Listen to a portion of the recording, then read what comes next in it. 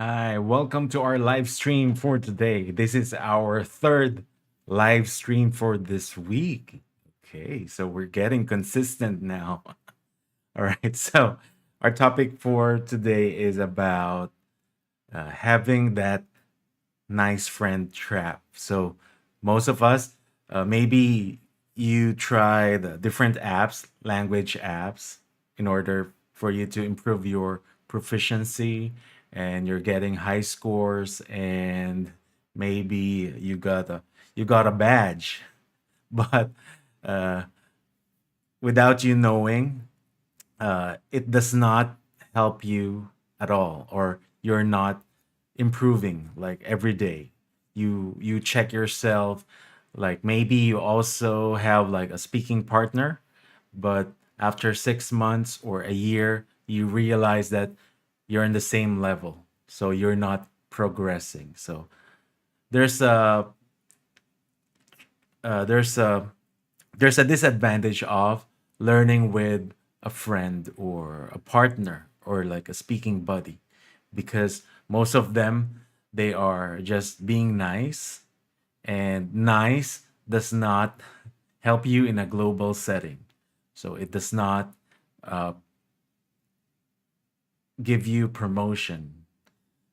There's a difference between having like a partner that has the courage to correct you or tell your your your weakness, or emphasize your strengths. So that's the difference between having like the partner online and having like a real coach or a teacher. And your partner is too nice for your career. So friends prioritize politeness over precision. Yeah, so that's so true. Uh, Sometimes there are times that they can be overly polite or just letting you know the things that you want to hear. Okay, so there's a difference between having like a teacher or a coach that emphasizes your weak points or helps you get to the next level. And number two, you repeat the same mistakes for 5 years. So that's the plateau. So you don't want to be at that stage where you feel that you're not improving anymore. So it's just like a loop, or you're in the same level, the same set of vocabulary words and same phrases in your memory bank, but you're not improving. So, like what we said in the boardroom, polite mistakes look like unprofessional errors. So,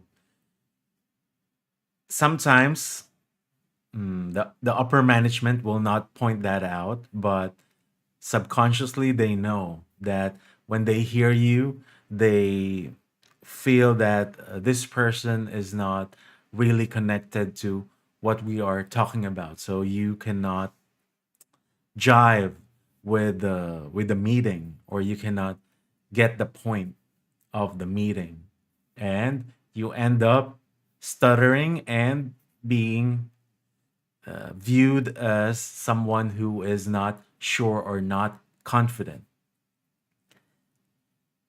And there are ways to correct this. Okay, so if you still if you're still in search of that buddy or friend who will point that out, I will give you ways. Okay, so if you don't have the budget to hire a coach, let me give you tips on how you can improve your speaking and your English proficiency. So, how do you turn that nice friend into a temporary coach?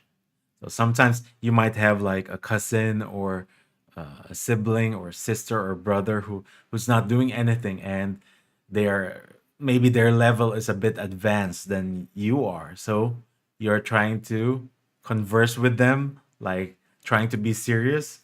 And how do you get them to correct you? Okay, so here's a checklist of three things the partner must listen for. The count. Okay. So how many filler words per minute? So you can ask your buddy to correct or count how many ums and ahs did you do. Like how many like this. So how many ums and ahs did you say before you were able to come up to the point? Okay. And did they drop the S or ED at the end of the technical words? So this is a very common mistake for non-native English speakers. Sometimes they forget the S towards the end, or S might sound a bit different or a different letter, like instead of business, business.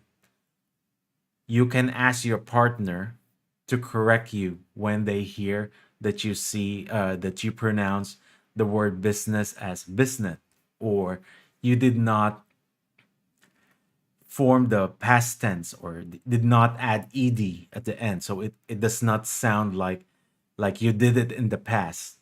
So for example, like convince, you did not say convinced, so there should be a t at the end. Your buddy should take note of that and tell you if you did it again. Okay. You did it again. You did not add ed at the end of your sentence or this word. You did not pronounce it correctly. Or maybe your subject verb agreement is not correct. Like you always say, the dog sleep under the bed, or instead of saying the dog sleeps under the bed. So that's grammar mistake. There's a subject and verb agreement problem in that phrase, in that sentence. Number three, did they speak too fast or with a steady rhythm? Yeah, so sometimes it happens too, even if you're not a native speaker, but when you speak so fast because you want to sound smart, or you want to sound someone who knows what they're talking about, but you end up sounding like a rapper. And if you speak too fast, your global partners or colleagues will not understand what you're saying.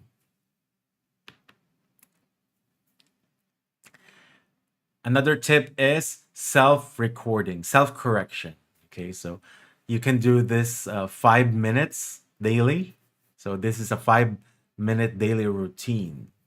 So, it breaks your social isolation because you become your own first critic. And you record yourself giving a 60-second work update. So maybe you can create like a video log that only you can access. So you can make a report like, for today I balanced the sheets, if you're in finance. Today I was able to talk to a foreign colleague and it felt good because I can communicate and I can chat with someone from other region. Number three is listen back at 0.75 speed, recording speed. Yeah, so the standard is the 1.0 speed. But if you make it slower, your ear can pick up the errors that you committed. So if you use so many ums and ahs, you will be able to determine by reducing the speed. And you can also hear those words maybe clearly if the speed is reduced. Okay, so try to listen back at 0.75 speed. You can just use your phone. I believe these days all phones have that technology. If you're using advanced mobile phones or smartphones, you can do that during playback. Or you might be able to upload it somewhere like the web. If you have your own YouTube channel and you set those videos in private, you can make it 0.75 speed when playing back. Okay, but those unlisted videos, they will not be available to the public, so only you can access it. So if you're into that advanced mode, you can also do it. Or you can just use your speaker phone, your phone recording without the video. But the advantage of having a video is that you can see how you appear.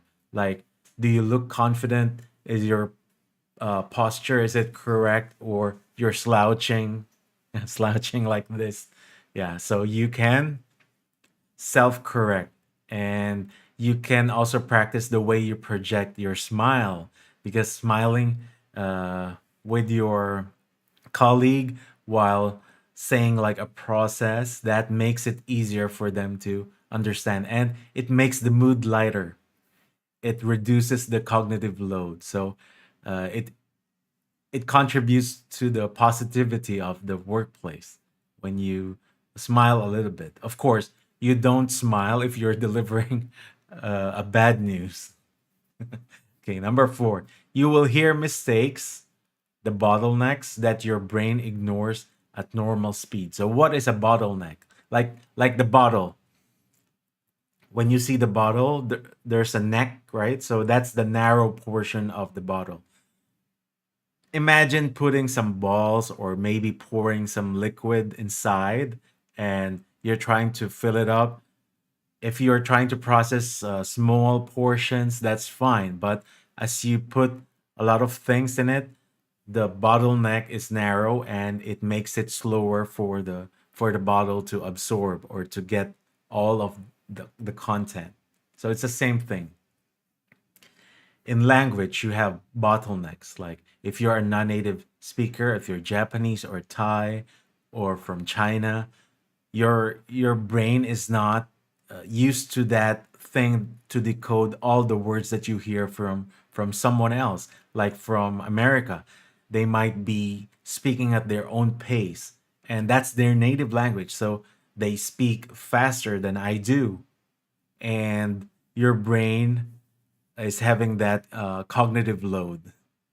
Not to mention that sometimes you're speaking with multiple people from other regions, and they have different accents. You're processing this person's speech, you're processing this person's speech, and you're lacking your focus. So that's a bottleneck. You cannot process everything. So that's the advantage of using the 0.75 speed. It makes your brain pick up those errors that compared to the real time speed. And another set here is the authority phrase. Okay. Instead of saying, I think maybe we have a problem. So that's a bit wordy and confusing. You can say, we have identified a bottleneck in the system. So you identified the bottleneck, or what's that thing that keeps the process slow. Okay, number two, sorry, can I say something? It's very informal. Authority phrase. I'd like to provide a strategic update on this. Yeah, so you sound more professional. Number three, does that make sense? So you always use the up talk because you're not sure. Instead of saying that, you say, how does this alignment look from your perspective? Oh, so that sounds professional.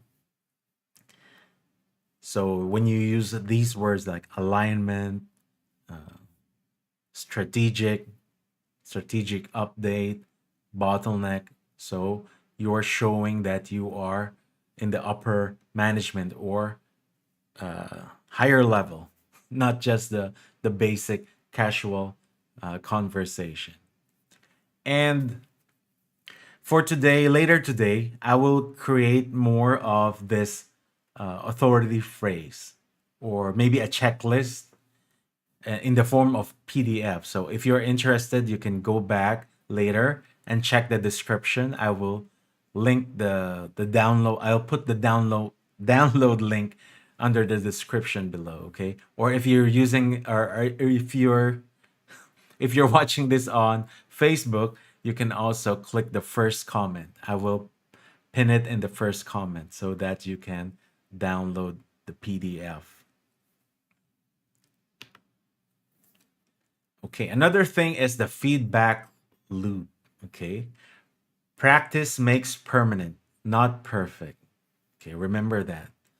If you practice the wrong rhythm for 10 years, you will be a master of bad English. Yeah, so it's the same thing with anything in life. If you keep on practicing the guitar or the piano and you have the wrong technique, you will be a bad piano player or a bad guitar player because you're not practicing the correct positioning of your fingers. Okay, so you need the correction loop to break the plateau. Okay, so I'll give you this correction loop that you can start using today, tonight, or tomorrow. So first is you record. Okay, you record yourself. It's easier today. These days we have the smartphone. You can just use your smartphone, record, and then listen to it at 0.75 speed. You try to determine the right and wrong, so you will know your strength or weakness. At first you're going to cringe, and that's okay. We all cringe at some point. So my students say that when they record themselves, they can feel the hair at the back of their neck raising. So that's a normal thing. Okay, at some point you will be surprised that you develop yourself or you improved a lot. Okay, and then repeat that like every week. Try to do it maybe once a week, twice a week, thrice a week, or maybe every day. And it's so easy. If you don't like the result and it makes you cringe, just delete it. It's so easy to delete. Okay, so you're the only one seeing it unless you're sharing it on a website or on YouTube like this. Okay, so remember, record, speak, record your voice, or maybe record a video, listen at 0.75 speed, determine the right and wrong, and then repeat. So that's our feedback loop. So if you don't have a buddy or a speaking partner who's available, or you feel that maybe your colleague has a lower English level than you are, yeah, so you can use this technique to self critic. All right. But if you are really serious with your English proficiency and you would like to develop that authority, you can book a free 15 minute to 45 minutes audit. Okay, so I can audit your speaking style. We also have coaches with us, and we can schedule this for free. Okay, so take advantage while it's still for free. In the future, we might get overbooked. All right, so just to recap, okay, the first thing is you cannot just rely on apps and having that nice friend who cannot pinpoint your weak points or cannot correct you. So try to converse with someone who's maybe at least 5 steps ahead of you or ten steps ahead of you. Okay. You must have the checklist if they can correct your ums and ahs or count for you. So maybe every week you try to record, like for this week, I got 35 ums and ahs. The following week, it became 20. And then the following week, it's just 10 or 5. Okay. And then point out if you pronounce the S towards the end of your sentences or words, like business instead of business. Sometimes you mispronounce it to business, or words that should be past tense. So closed. Okay. closed, and validated, validated. Okay, so you should always uh, use that ed sound towards the end. Okay, and checking the speed. So tell your friend, please assess my speed. Is it okay, or am I too fast? Am I mumbling my words? I'm not enunciating the words enough. Okay. And the daily routine, record yourself. Okay. There's a feedback loop. You can record, speak, record, listen to it at 0.75 speed, and then repeat. And try to use the authority phrase, which you can download later today. Okay. I'm going to upload it in the description or the first comment. I'm going to pin it under the first comment on Facebook. And book a call whenever you're ready. And I'll show you uh, how I give feedback. Okay, so you will find like the sample of my coaching style. And don't forget to subscribe. If you find value in this video, also hit like, okay, so that it can be recommended to other people who would like to improve their English skills. And I'll see you again. I'll see you again in our